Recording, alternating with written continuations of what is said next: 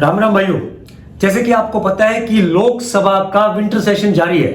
आज लोकसभा के winter session में सदन शुरू होते ही टीएमसी के सांसद कल्याण बनर्जी और rural development minister Shivraj Chouhan में तीखी बहस हुई, जहां कल्याण बनर्जी ने आरोप लगाया कि भारतीय जनता पार्टी बंगालियों को पसंद नहीं करती है, इसीलिए वो ग्रांट का पैसा रिलीज नहीं करती है।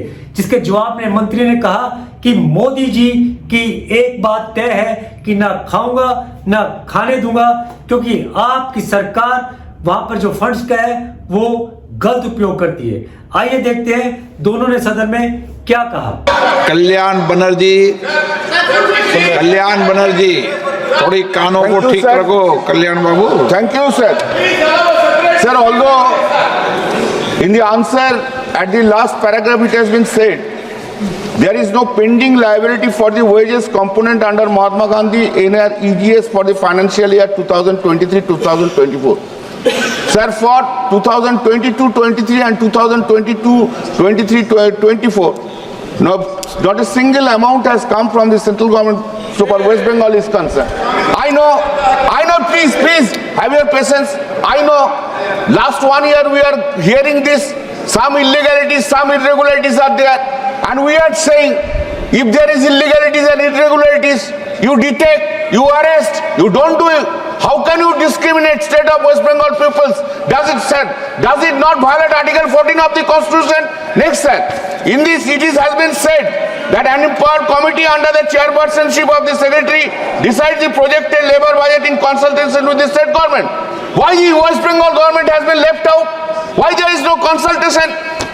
If you don't like Bengali, that's the reason you will not give money to the Bengal. What is this? Yes, you don't have anything to do with it. This is not proper. Every time Bengal is being deprived of, I know that the capital system is right. This is not the answer. Come up from the but why? You have taken माननीय मंत्री जी please, माननीय मंत्री जी आप बीच में नहीं।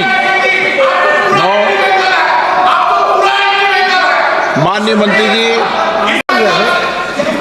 माननीय अध्यक्ष महोदय, मैं बड़ी विनम्रता से ये कहना चाहता हूँ, ये राशि है एक निश्चित उद्देश्य की पूर्ति के लिए और इसी एक्ट में प्रावधान है।